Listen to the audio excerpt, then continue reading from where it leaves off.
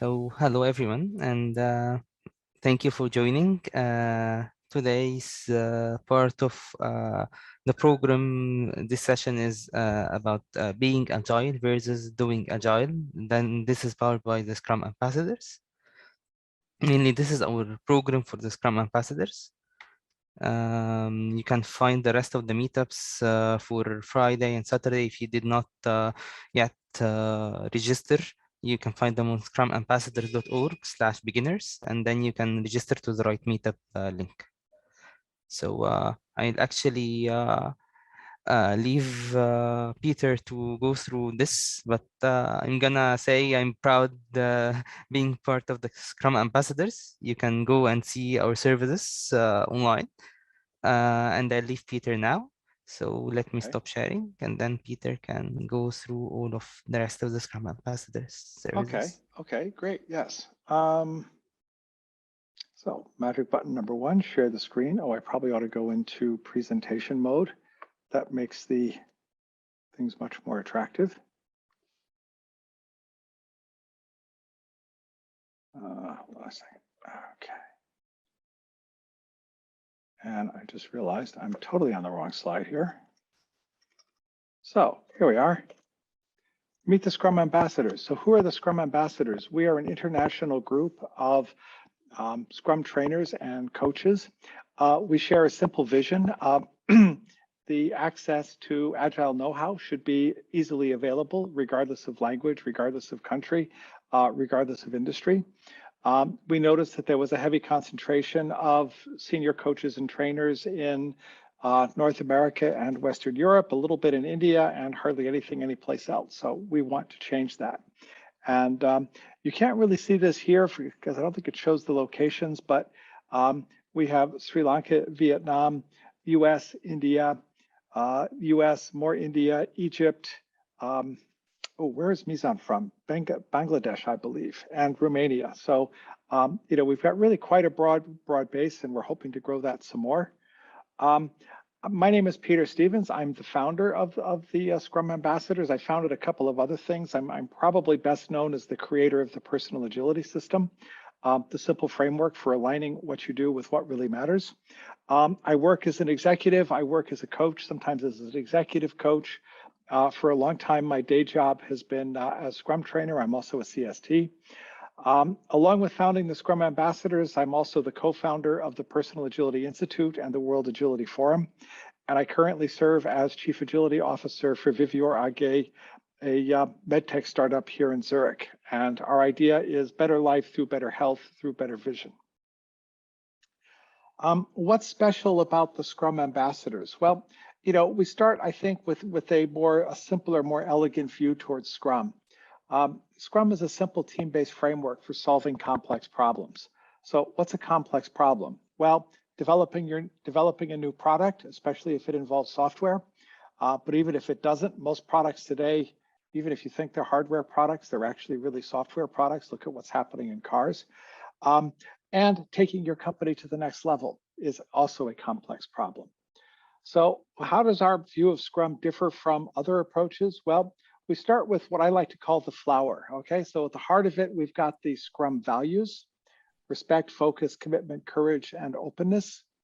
And then we break that down into 5 principles: cadence, so inspect and adapt at regular intervals; ownership, give the whole problem to a small team, okay? And by the way, that whole problem includes decision-making, what the solution should be; tangible results, okay? We want to get something we can use, something we can sell, or something we can test in real life, again, in cadence at frequent regular intervals. And this brings us to the topic of sooner. We want to get those tangible results sooner. So it's not about working harder or working faster. It's about getting focused on doing the right thing and making sure that that right thing produces a tangible result. And there's a role in Scrum called the Scrum Master, whose job it is to help the team and the organization improve their collective performance. And then we have the question of alignment. What are we building and why are we building it? And do we really support it? Scrum has a role called the product owner, whose main job is to solve the alignment problem. One person to whom you can ask for decisions about what goes in the product, whether it's done or not, what should go in the product. And that is the person, the contact person, both inside and outside the team. And finally, leadership. Okay, all projects need leadership. Even self-organized teams need leadership. And leadership needs to provide guidance and support, and they need to know when to stay out of the way. Okay, and that's as true for the leadership roles inside the Scrum team, like the product owner and the Scrum Master, as also the more traditional leadership roles outside the team. So how do we implement this? Well, one last thing. What does this mean? What is this Agile stuff all about? Well, ultimately, if we say we want to go Agile, that's called an Agile transformation. And this is not bolting something on underneath the car. This is restructuring the entire company to optimize for speed and value generation. Okay, and so basically it's a C-level decision and a company-wide effort. And we see this in the success stories coming out of places like the World Agility Forum over and over. So we call this the essence of Scrum. And we find that this gives everybody in the company, from the leadership to the developers to everyone else, the context to understand what their role is and how it fits into the bigger picture. How is our approach to teaching Scrum a bit different? Well, we have a tool, we call this the map of Scrum. Okay, now what's on the map of Scrum? Well, we start with Scrum the way you'll find it in the Scrum guide. Okay, exactly, all legitimate, honorable approaches to Scrum start with the Scrum guide as their definition. But then we add a couple of things. And what's missing from the guide is guidance on behavior. Okay, so we talk about dialogue and responsibility, fast feedback and visualization. But most importantly, we talk about agreements. In fact, we prefer the term agreement over commitments, because commitments have kind of a salute and say yes sir feel to them, whereas agreements by definition are peer-to-peer. And so we've gone and added a couple of additional agreements, the forecast and the sprint contract, which I'll be talking about tomorrow in the sprint planning session, to help the product owner and the team and outsiders understand what it is we're really committing to.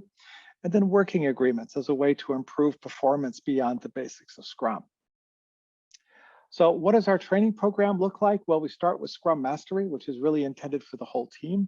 The next step is alignment. Okay, so Scrum Masters usually have to deal with stakeholders around the company to get them to support effective Arbeit, effective work.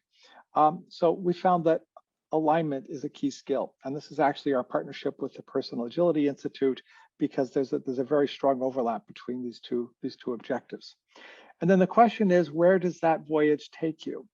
Well, the classical path in most approaches to Scrum training, they say, oh, you're going to grow up to be an Agile coach, maybe at the team level, maybe at the enterprise level. But a coach is more of an outsider, kind of someone standing next to the stage while the actors do their thing. What about someone who really wants to take the leadership role, particularly in these transformations? And this is where we look at the concept of an agility officer. Now, coaching is an important skill here, but the agility officer is actually responsible for and accountable for the business results coming through the Agile transformation. Now, we offer recognitions and celebrations along the way of your accomplishments. We recognize that you've been trained, and when you've reached a certain skill level and experience level, we offer recognitions of your achievements. Similarly, for the product owner, first level is to work within the Scrum team. The product owner is once again confronted with the alignment problem, so that's the second level. But then the product owner gets into the entrepreneurship challenge. What are we supposed to build, and why are we going to build it, and how do we know that there's a market for it, and how do we get from this vision to a backlog which we can take to the team? And then finally, assuming your product is successful, how is that product going to grow and thrive in the marketplace? So product vision, strategy, partnerships. This is what product management is about. Okay, and so our goal is to offer the complete training through your career development. I hope I've gotten your attention. I'd like to invite you to connect with us on LinkedIn. I'll be putting our Amr's and my LinkedIn LinkedIn links into the chat, and also the Scrum ambassadors. And if you have any questions, we'd be very happy to answer them. Okay, and with that, I'm going to say thank you very much and pass the talking stick back to Amr. Thank you so much, Peter. So let me share my screen.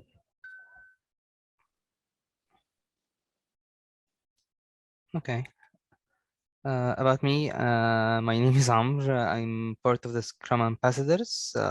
I'm a certified Scrum certified recognized ambassador. Mainly, I am a certified Scrum Master. I work at CGDeam and a Scrum consultant. And mainly, I was the Agile Reflect 20 Egypt ambassador last year. And it was my honor actually, since we were honored in the last World Agility Forum by the recognition. This was great news for me. In my everyday, I'm a facilitator, advisor, trainer, and coach, helping the team to achieve their maximum potential, promoting agility, and I hold an MBA in project management from Cardiff University, working in multiple managerial positions for over 7 years. So let's get to our agenda. So our topic today is a little bit interesting. It's mainly about what is being agile and how is it different from doing agile. And I actually made like a breakdown of these topics to certain highlights that I want to discuss with everyone here in the call. So what is agile? This is the first question. So is XP, Scrum, Kanban, and dynamic system development, crystal or feature-driven development. Is this agility or is this agile? This would be an interesting question. And unfortunately, for the sake of the time, I would ask this question, receive responses, but I would go directly now to the answer to this question for me. So, what is agility? For me, I remember this. I don't know, you remember Roadrunner? So mainly, each time Roadrunner is chased, he runs and he runs again and he runs again and again and again. Although the right tools were available to catch the Roadrunner, the famous Roadrunner, this time, this time, and this time. So again, Roadrunner is fast. So is being fast describes being agile? This is a very good question. So actually, let's see. But for me, I would describe Roadrunner being agile. But uh, does being fast only is the way of being agile? Okay, so I wanted to go directly to this. So here in Agile, we have a lot of practices. Scrum, Kanban, XP. We can go a little bit deeper in Agile, and we'll find even new developed Agile techniques. But again, does practicing these practices means I'm being agile? Mainly, every time I have a problem, I'm trying to solve the problem. I am a problem driven person. I adopt the practices. I have the framework. I go on implementing the framework and I see the best framework. But the thing is, I'm not focusing on the real essence of what could make me more agile. It's about the relationships that we have, the safety and the trust, the innovation, looking to the future, having joy at work through gamification or through having a good retrospective, breaking through the organizational change. And our dream will always be achieving the goal together as one team. And this is the way to transformation, not adaptation. In other words, these are actually like guidelines to thinking of doing agile and being agile. So it's like two parts of the brain. Here, I have the practices. I can implement agile correctly. But again, I am not agile what I'll be doing or focusing on would be Scrum, Kanban, Safe, Extreme Programming. But again, I'll be dropping the real essence of agility, which is the business value, how I'm being incremental and why I'm being incremental, the iterative approach, how much collaborative I am, and the continuous improvement. So, what is the way into being agile? It's not doing agile or only being agile. The agile mindset is applying both, having the agility, understanding agility, how to be agile, and how to implement the right methodology that I might need in the team in order to solve a real problem. So that is my way of thinking what is agility or what is being agile. That comes up to switching to another topic is again, so why do I care about going after agile? What is agile for me? What will agile help me to solve? So one of the most interesting topics I have found online regarding implementing or adopting agile is removing or elimination of waste. So I decided to break down this in order to learn how adopting agile would help me. So first of all, what is waste? Is this the rubbish that I throw, for example? So mainly waste. The concept of waste has been initially identified by the manufacturing industry during late 1940s and was used and adopted by Toyota and promoted even how to avoid waste. How do we eliminate waste? And this was the beginning of the lean thinking, actually. So, what is waste? Waste is the opposite to value. I deliver a value to the customer. But again, can I deliver waste? Yes, if I delivered a function that is not working, then this is waste. This is one type of waste, actually. So, let's think about how do we adopt waste in our lifestyle and see how could we eliminate this. So, how to eliminate waste? Success of the lean manufacturing movement was being promoted in order to eliminate the waste. Part of Toyota's exercise, they start two things. First, identifying the waste, which means the feature or the process that does not add a value to the customer. And once they identified the waste, they created ways to eliminate this waste from the system. And this was the exercise they promoted, and they got ahead in, and that's why some of the agile practices actually are adopting lean due to this type of thinking. So regarding this, we're having 7 types of wastes.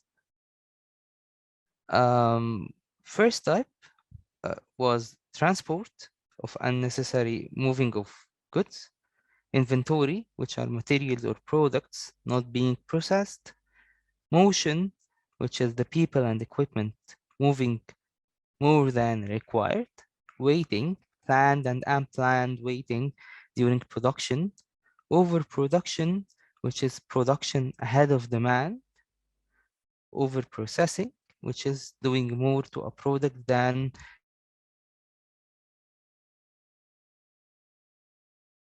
or rework of a product. These 7 wastes were identified in the manufacturing industry in Toyota production system, which is by Chigyo Shingo. Toyota had these 3 lean principles, which were adopted and greatly influenced Agile and the Scrum framework. So, first of all, before going to the other slide, maybe you can have some time in order to search about the type of wastes, maybe not in this time of the session, but I would invite you to understand digging more into your daily life and understanding more what type of wastes do you do within the team and how can you identify this waste and help removing this. So let me switch to the other point.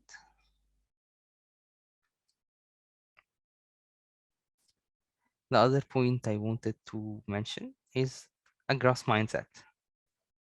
So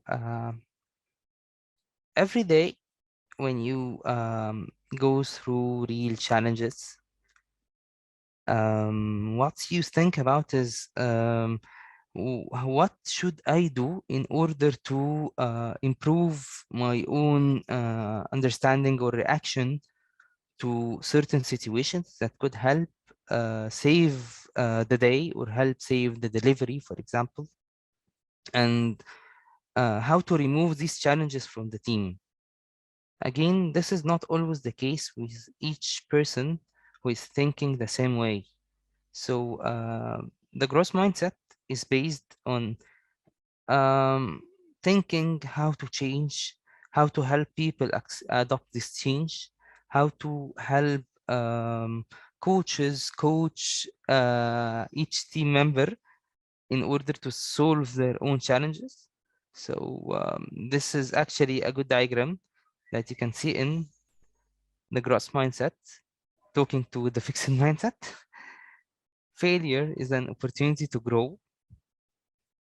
This is actually one of the most interesting, let's say, titles that always come in my mind. An opportunity to fail is an opportunity to understand something new and get a hold of it. I can learn to do anything I want with the growth mindset. Challenges help me to grow. My effort and attitude always determine my abilities. Feedback is always constructive. And I think what's meant by this is feedback, either positive or negative, is always constructive. I am always inspired by the success of others. Others inspire me in order to make a new, let's say, milestone, for example, that I want to reach. I like to try new things. While the fixed mindset, which is talking to the growth mindset, failure is the limit of my abilities. So this is like a way of expressing what failure goes through everybody's mind. For example, why didn't I achieve this?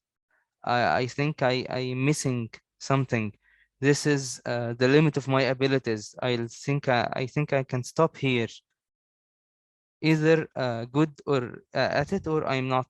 I'm not good at playing, for example, a new game that is new, like squash. I learned how to play tennis, but I'm not good at squash. So I'm not good at it. But did you try hard playing squash? My abilities are unchanging. I don't like being challenged. I can either do it or I cannot do it. My potential is predetermined. When I'm always frustrated, I give up. Feedback and criticisms are personal. I stick to what I know. So, um, adopting a growth mindset is when we come back to agility, is part of how to express the agility itself. I adopt failure in each part of my day in order to receive something new that is learned by the team in order to facilitate my delivery and reach my goal. Failure in the fixed mindset is always a problem, not an influence to grow. So, how do you begin with the growth mindset? First of all, assess yourself. This is an assessment that tells you if you are you have or you adopt a growth mindset or a fixed mindset. I can actually let me send this after the presentation so that this link is available for everyone to try their assessment. Okay, so how to adopt agility. This actually is the most interesting part of my own mindset. So adopting agility is not sticking to a certain let's say framework or a certain methodology that I would like to implement each time. So there is actually a Japanese martial arts mindset, which is shuhari. This shuhari have been passed to a lot of ages in Japan, and actually is now promoted in agility. And Chuhari stands for Chu, which is follow the rules. This is the foundational level. Follow the rules that are available. You can adopt a certain framework, follow its rules, see how these rules can help you, and then we can go through the Ha. Ha is the understanding level. Understanding means I know the rules and I'm breaking the rules. And this level is an understanding level. And Re is the mastery level. Now I broke the rules. I know the rules, so I can make my own rules. How many people have, for example, seen some of the companies adopting an agile framework like Scrum, and they are not following all of the ceremonies available? This is actually a question I can be asking to everyone. So please raise your hand if you have an answer.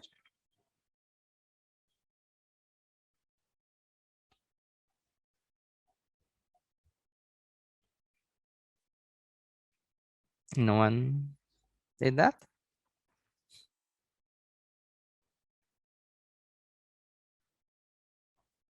This is what they say in creative writing in America. Okay.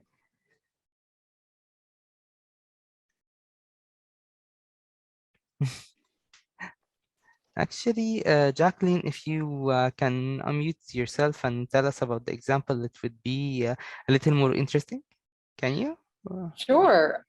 So when Amazing. I was in college, I was in some creative writing courses, and my professor basically said, I really loved your paper, but you have to prove to me that you know the rules before you break the rules. That's So amazing. he was saying, follow the rules until I know you know the rules. And then when you're good enough, you can break the rules. Amazing. And then after breaking the rules, what did they follow to it? I just decided to break them anyway.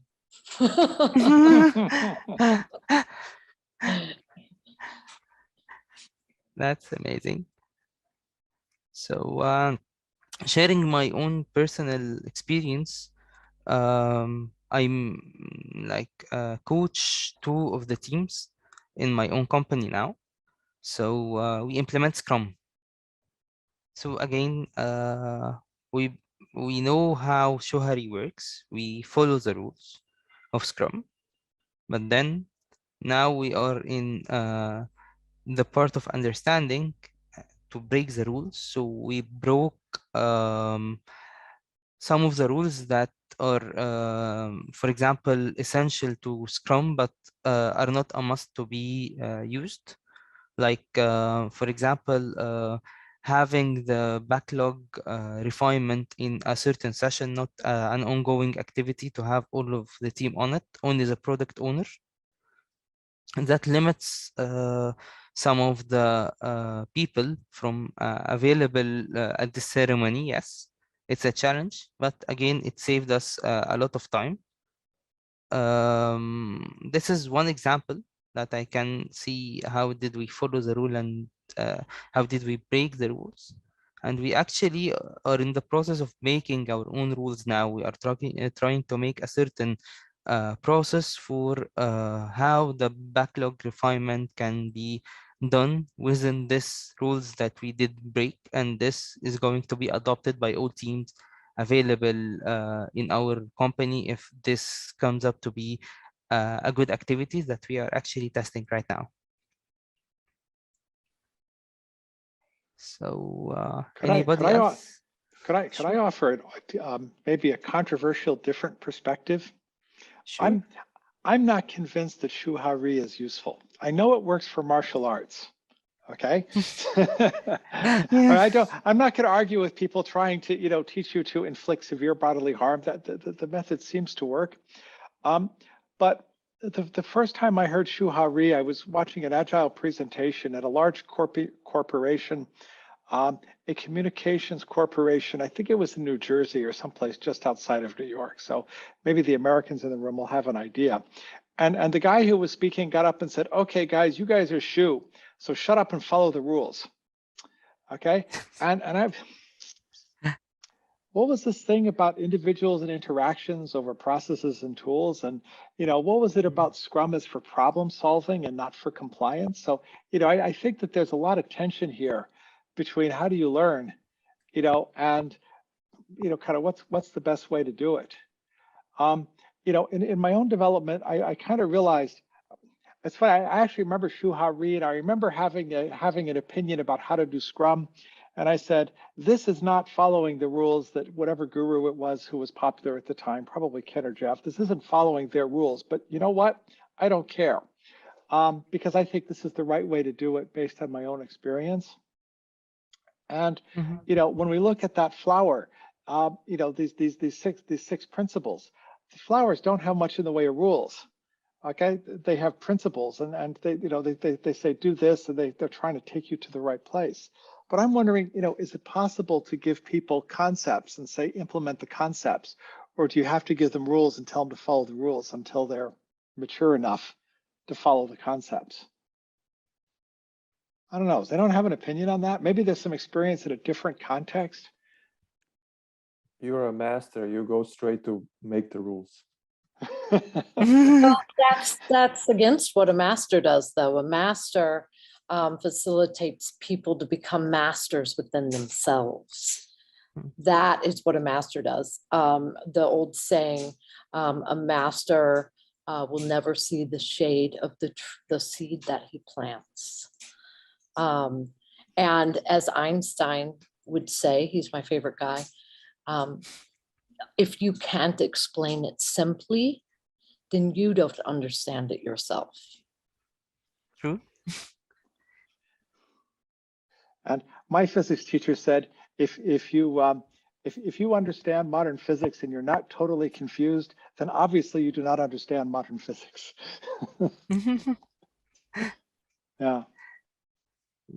But actually, regarding this point, I guess some of the agility principles actually adopt the Shuhari concept. Not maybe the teams when they think of Shuhari, some of the coaches are afraid of people's change or people's mindset affecting the agility within the organization. So that's why they, I think from my own perspective, they shut them down. They tell them like follow the rules, and after following all of the rules, maybe you can break the rule. But it's against the concept itself. That's agility. Agility is I can change. I can do something new within the organization, even if adopting some of the rules not in the right way.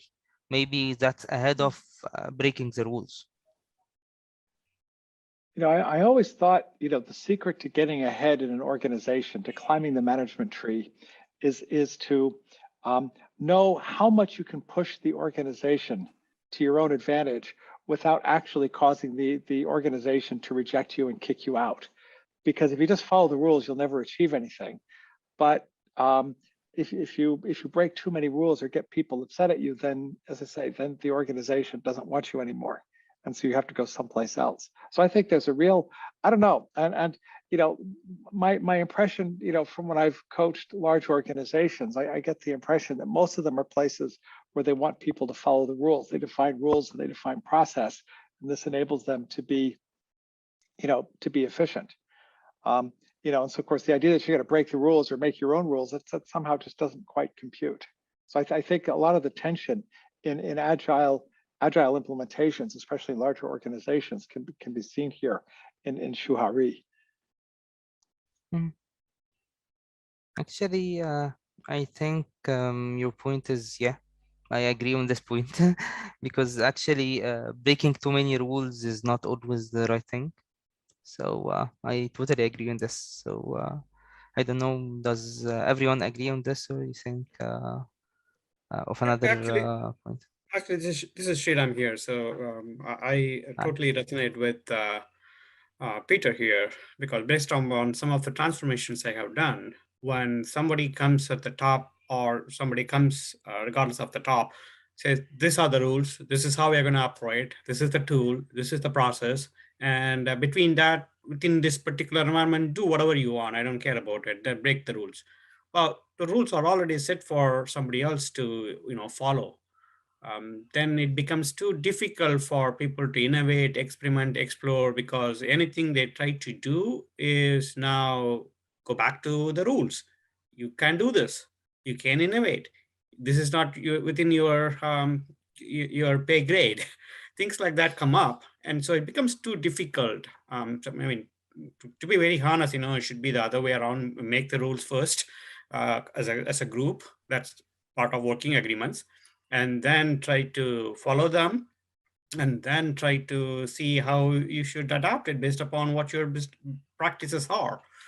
But the way it is listed is for a certain time period in history, for a certain group of people that needed to follow some guidelines.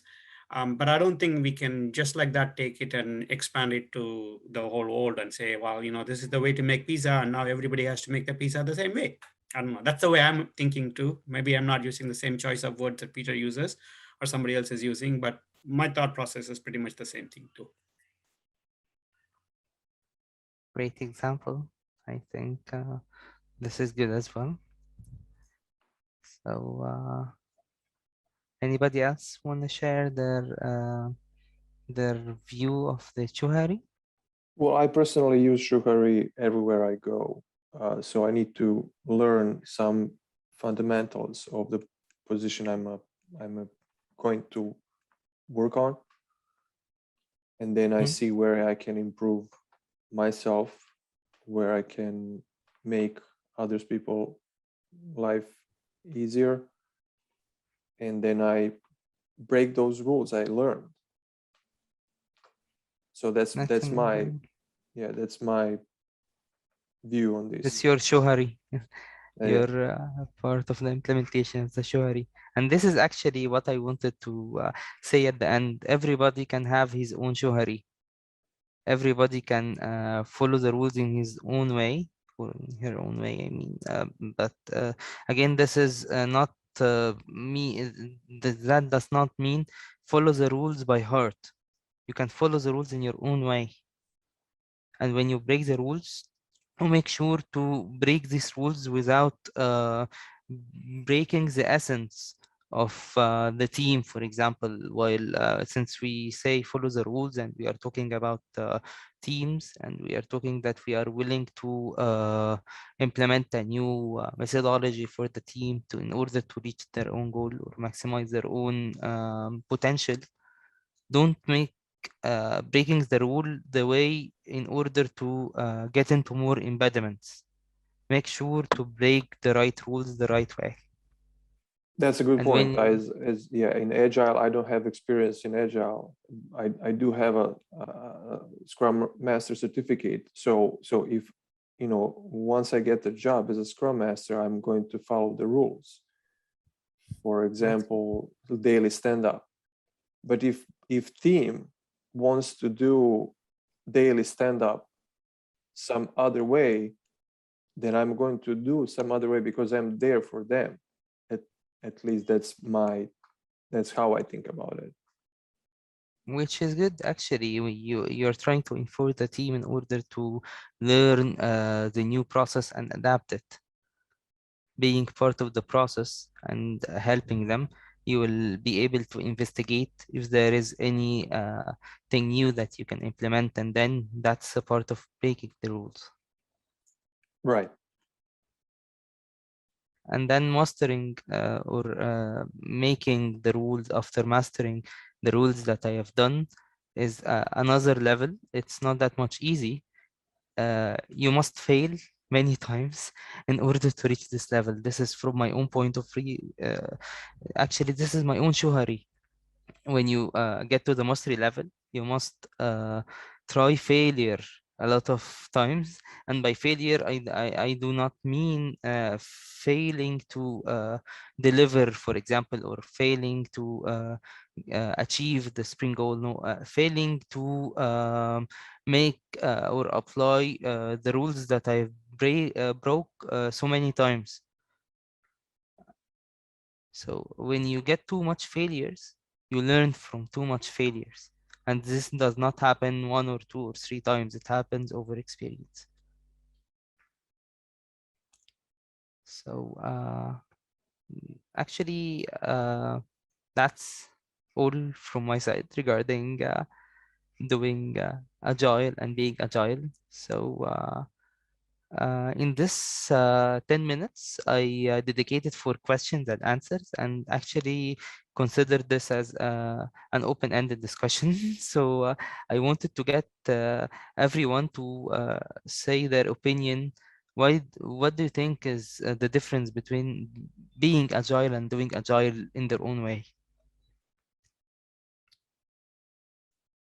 So anybody wants to have the first question or have the first share of experience?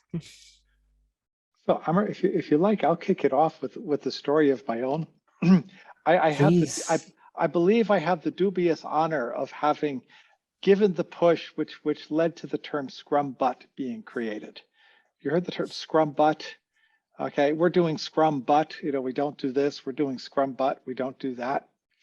And back around, I guess it was 2008, there was a thing floating around called the Nokia test. It was intended to be kind of a litmus test. Nokia was an early adopter for Scrum at the corporate level. And so, I don't know, I'd read about it and thought, oh, this is cool. And I decided to put out a poll on my blog and say, well, how are people doing it on the Nokia test? And I don't know, I think 3 questions were about the basics of agility and 5 were about Scrum, or maybe the other way around. I forget the details. But anyway, I came back, I put out this test. I got, I don't know, some huge number of responses, like 30, which, as we all know, is totally representative of what's happening around the world. But I published it anyway and said, is anybody doing Scrum? And what happened is the powers that be, Jeff Sutherland and Ken Schraber, they picked it up and they said, hey, people, they say they're doing Scrum, but they're not really doing it. And, then, I don't know, that thing kind of took on a life of its own. But I think that that's where the notion of, the way to do Scrum is to follow the rules came from. And, the problem is most people don't want to follow the rules. They want to solve their problems. Okay, so I don't know. So I would be turning it around. When someone is telling you to follow the rules, I would say, well, what's the problem we're trying to solve here? Okay, and that was, I think there's a healthier response to, our Scrum isn't doing, we're not that agile, then follow the rules. And it usually starts with a question and some dialogue.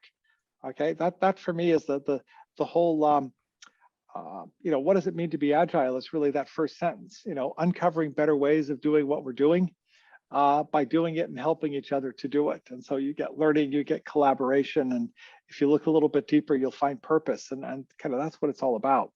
And I think if you got those 3 things, whether you're following the rules or not is not that big a deal. My humble opinion.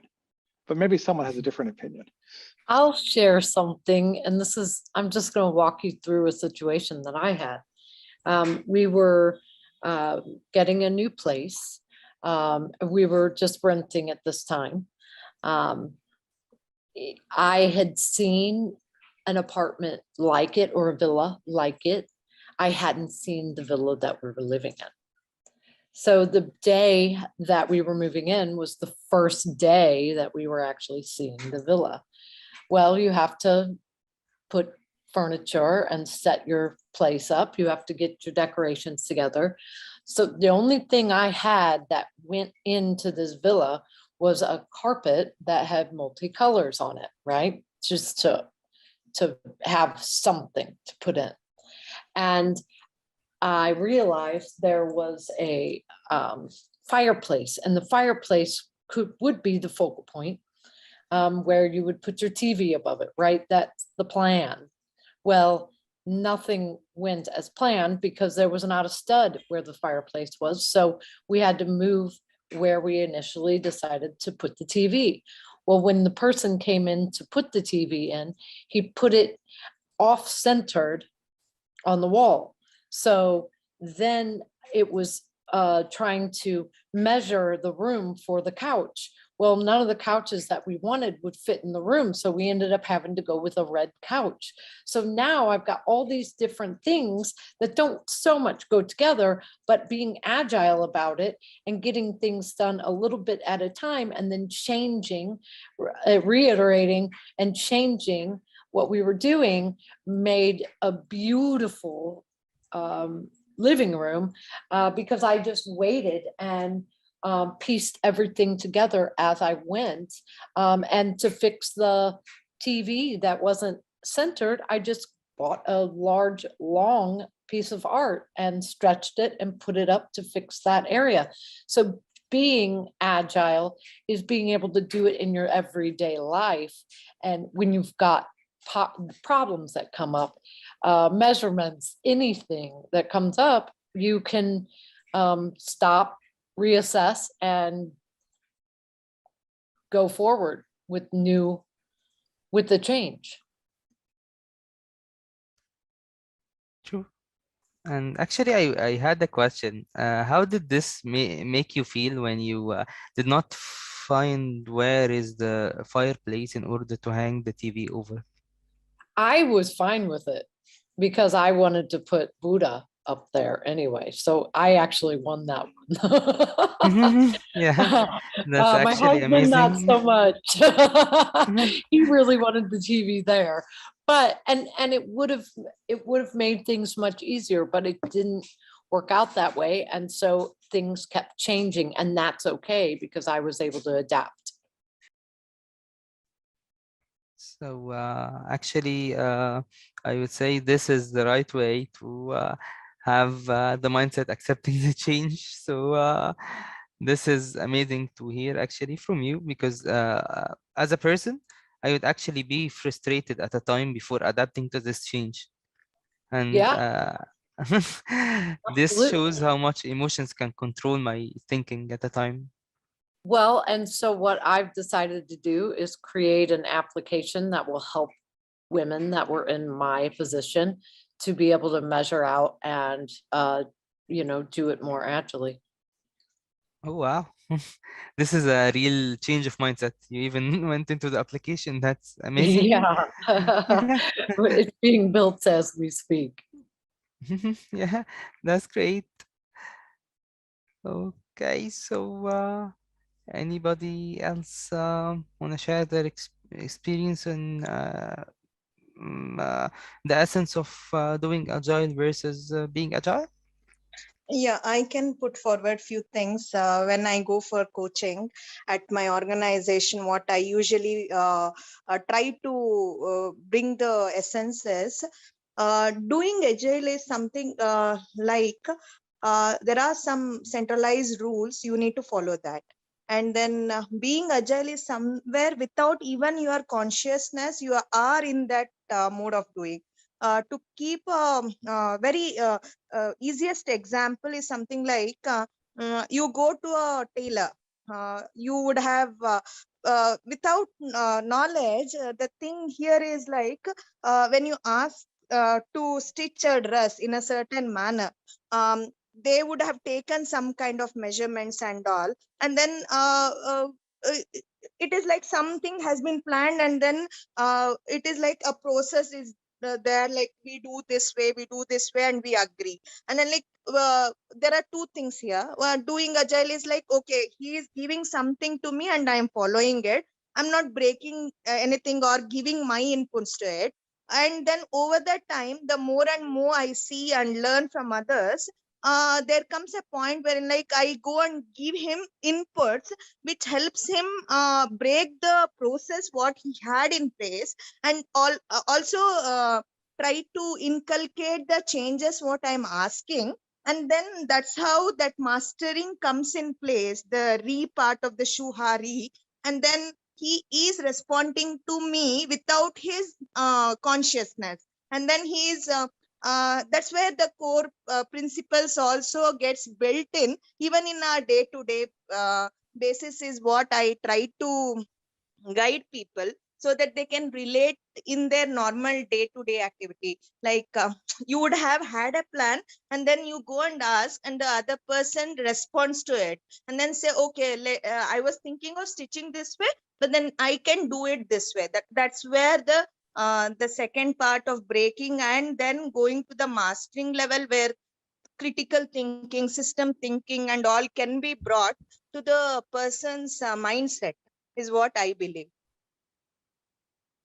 That's great. So, if we had like a agility meter, and we have done an assessment for people before and after this training, would you say they are agile by the end of the training? Yeah. To some extent, some people might be acting agile, some people might be doing agile, and some guys will be being agile. I mean, it is in their nature that we go with the changes, whichever is the fastest way, we stick to that. Mhm. That's actually good. Sometimes I encounter organizations. That's why I asked this question. That they go on and say we will have an agile mindset, a change of our own processes, and we are going to apply agility as it should be. And then they go through the process of agile transformation. But again, there comes the problem, which is the bottleneck.